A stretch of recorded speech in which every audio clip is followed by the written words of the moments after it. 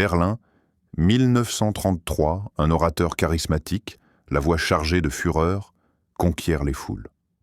Son drapeau, la haine.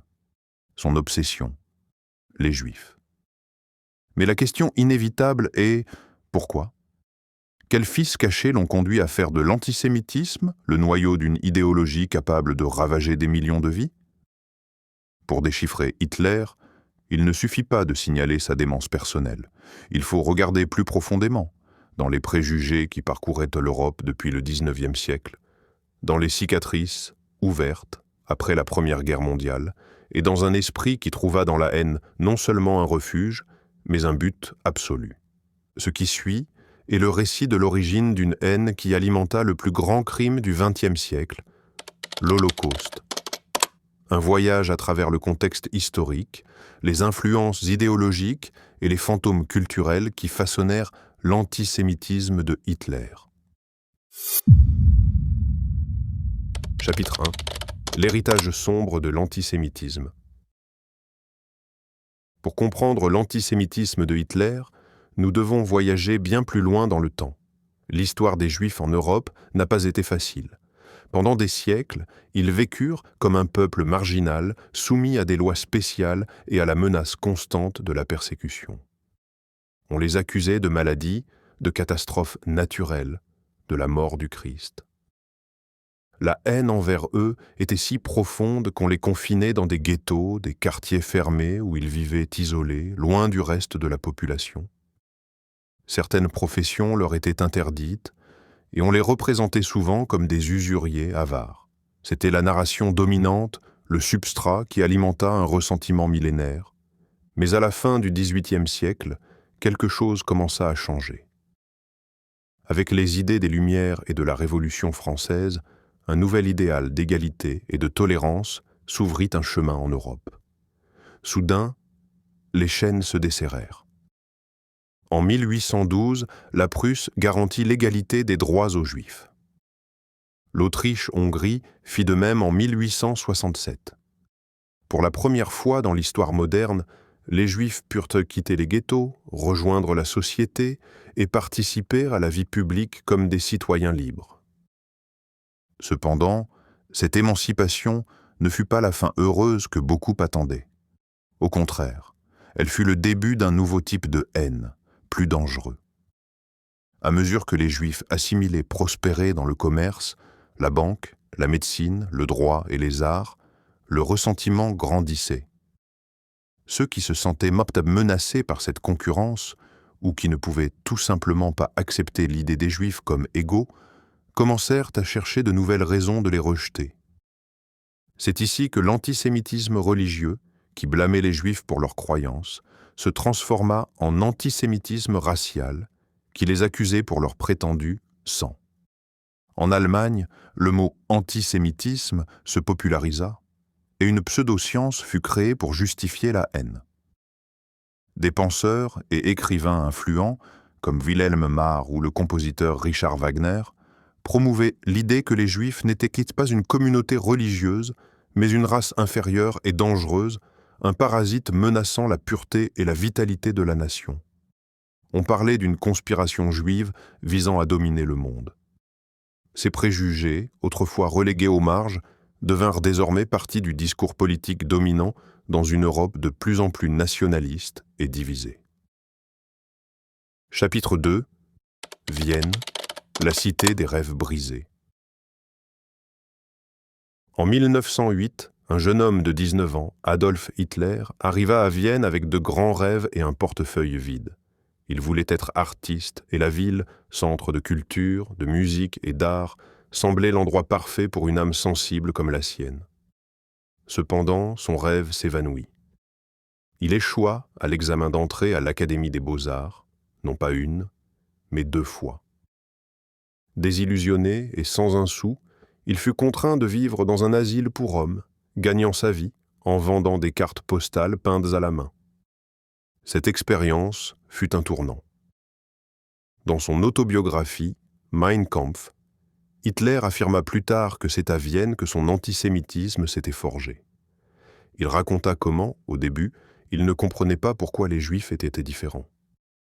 Puis, dans une révélation soudaine, il se rendit compte qu'ils étaient l'ennemi. Mais les historiens modernes et les preuves existantes de l'époque de Hitler à Vienne racontent une histoire très différente.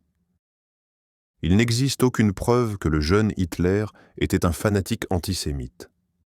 Ses écrits et sa correspondance de cette époque ne mentionnent pas un seul mot sur les Juifs. L'antisémitisme faisait certes partie de la vie viennoise, mais rien n'indique qu'il l'ait absorbé de la manière qu'il prétendit plus tard.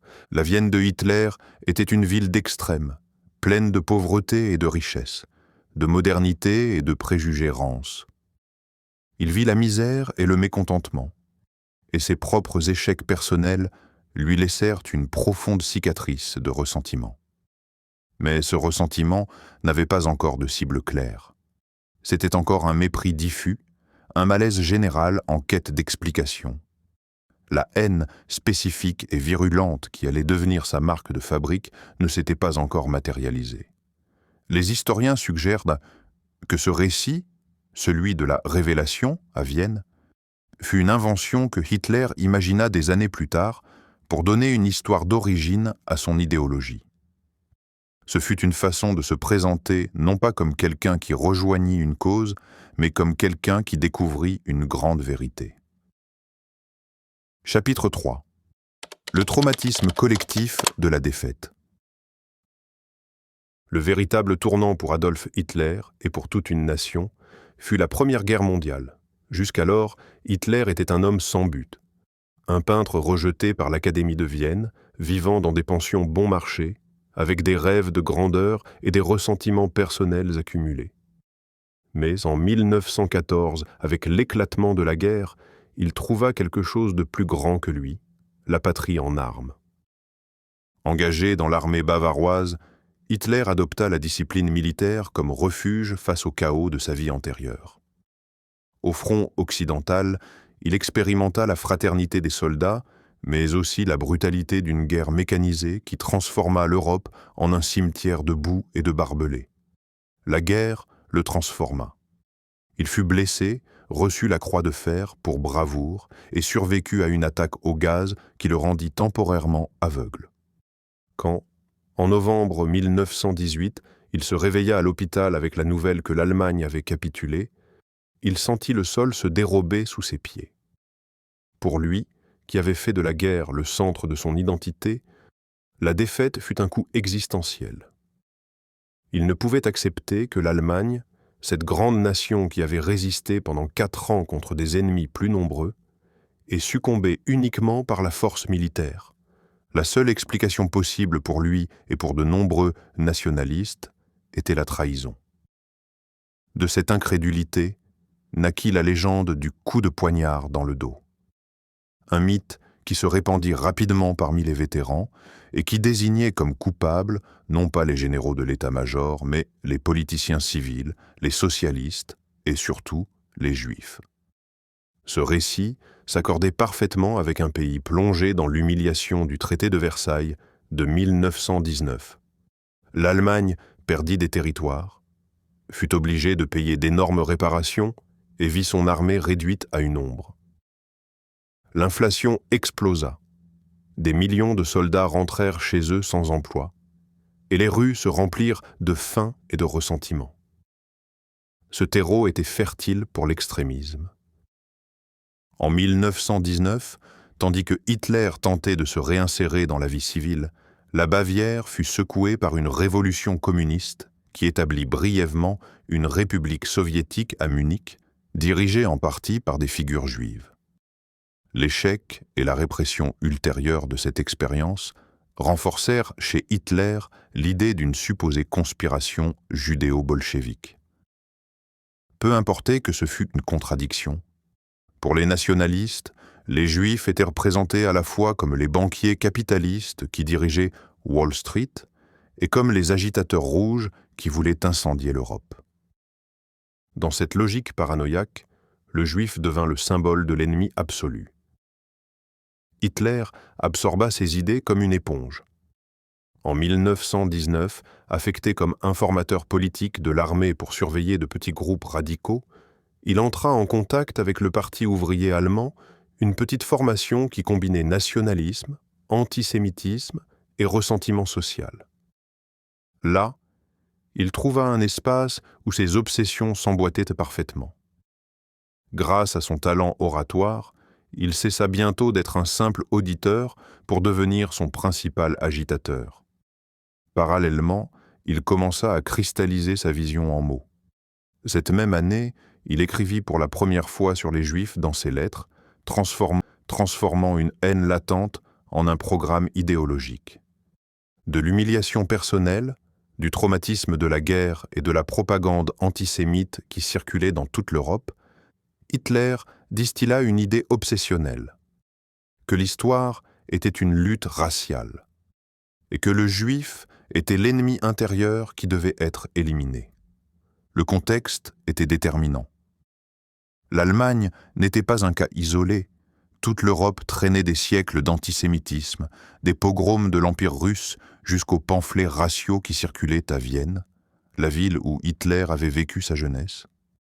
Ce que fit Hitler, ce fut de prendre ces préjugés hérités et de leur donner un caractère politique totalisateur. Pour lui, les Juifs n'étaient pas simplement différents ou indésirables. Ils étaient le centre d'un complot mondial qui expliquait à la fois la défaite militaire, la crise économique, le chaos politique et même ses propres échecs personnels. Dans ce tourbillon de crise et de ressentiment, Hitler trouva pour la première fois de sa vie un but clair. La haine cessa d'être seulement une émotion. Elle devint un système. Et ce système, articulé plus tard dans Mein Kampf et amplifié par un pays avide de réponses faciles, finirait par transformer son ressentiment personnel en un projet de destruction massive. Chapitre 4. La propagande et le culte de la haine. À partir de 1919, la haine de Hitler n'était plus un simple préjugé privé, mais une mission publique. Son entrée au Parti ouvrier allemand, un groupuscule marginal d'à peine quelques dizaines de membres, marqua le début de sa transformation en leader politique. Là, il trouva un espace parfait pour déployer ses obsessions, le nationalisme extrême, le ressentiment contre la République de Weimar et, surtout, l'antisémitisme. Très vite, grâce à son talent d'orateur, il passa de novice à principale attraction du parti. Il avait l'habileté d'enflammer les foules avec un langage direct, chargé de haine et de promesses de rédemption. Dans ses discours, l'antisémitisme cessa d'être un ingrédient parmi d'autres pour devenir l'axe central. Hitler décrivait les Juifs comme la racine de tous les maux, la défaite militaire, la crise économique, la décadence culturelle et la menace bolchevique. Pour lui, le marxisme et le capitalisme n'étaient que deux masques de la même conspiration juive. Cette idée absurde, mais émotionnellement puissante, permettait de blâmer les Juifs aussi bien pour l'exploitation financière que pour la révolution sociale. C'était une vision manichéenne qui transformait l'histoire en une lutte cosmique entre les Allemands et les Juifs. Le parti, qui allait bientôt s'appeler Parti national-socialiste allemand, NSDAP, commença à croître grâce à ce mélange de nationalisme, de haine raciale et de promesses de restauration. Dans une Allemagne saignée par l'inflation, le chômage et la frustration du traité de Versailles, les paroles de Hitler résonnaient comme un écho d'espérance déformée. Ces meetings devinrent des spectacles émotionnels où la haine se transformait en identité collective. Le point d'inflexion arriva en 1923 avec le putsch de la Brasserie, une tentative de coup d'État inspirée de la marche sur Rome de Mussolini. Hitler et ses partisans tentèrent de prendre le pouvoir en Bavière, mais furent vaincus et lui finit en prison. Ce qui aurait pu signifier la fin de sa carrière politique devint le moment qui consolida son image de martyr et le propulsa vers la renommée nationale. Dans la prison de Landsberg, il écrivit « Mein Kampf, mon combat », un mélange d'autobiographie, de pamphlets idéologiques et de manifestes politiques. Le livre ne contenait pas seulement sa haine systématisée envers les Juifs, mais aussi sa vision de l'avenir. La création d'un État racialement pur, l'élimination de l'ennemi intérieur et l'expansion territoriale de l'Allemagne vers l'Est, Lebensraum, espace vital. Plus qu'un simple livre, Mein Kampf fut le squelette idéologique du nazisme. Dans ces pages, Hitler manipula sa propre biographie pour se présenter comme un visionnaire précoce. Là, il inventa la légende qu'à Vienne il avait eu une épiphanie antisémite, alors qu'en réalité, comme le soulignent les historiens, ses lettres et témoignages antérieurs ne montrent aucune telle obsession.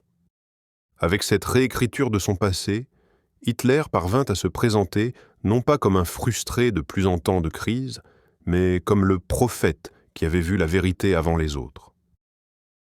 L'antisémitisme de Mein Kampf n'était pas original.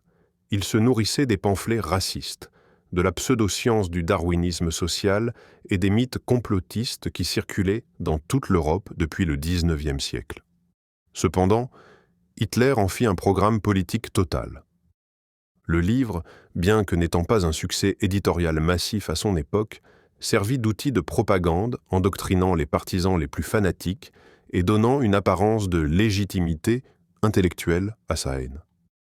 Avec le temps, Mein Kampf devint bien plus qu'un livre. Il fut la feuille de route vers le génocide. Il contenait, en germe, les piliers de ce qui deviendrait le Troisième Reich. L'exaltation du peuple allemand, la diabolisation des Juifs, le mépris de la démocratie et la promesse de violence rédemptrice. Là était écrite, avec crudité, la future catastrophe du XXe siècle. Chapitre 5. L'avertissement de l'histoire.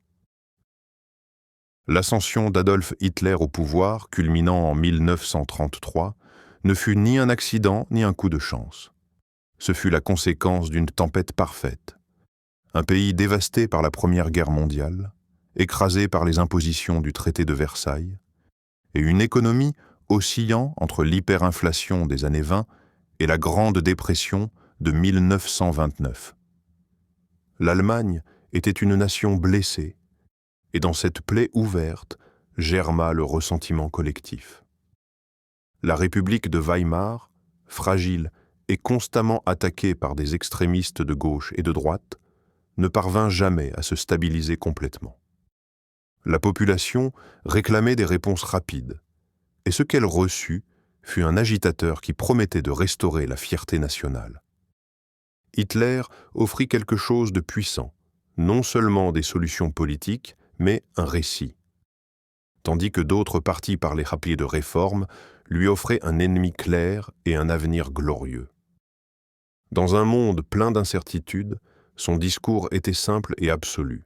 L'Allemagne avait été trahie, les coupables avaient des noms, les Juifs, les communistes, les politiciens de Weimar, et seule une renaissance nationale, dirigée par lui, pouvait sauver le pays.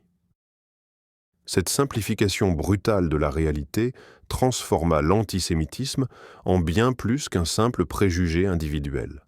Elle en fit un outil politique. La machine nazie sut exploiter magistralement le contexte. Propagande, symboles, uniformes, marches et rituels créèrent une atmosphère d'appartenance qui séduisit des millions de personnes. La haine, enveloppée dans l'esthétique et le rituel, devint une identité.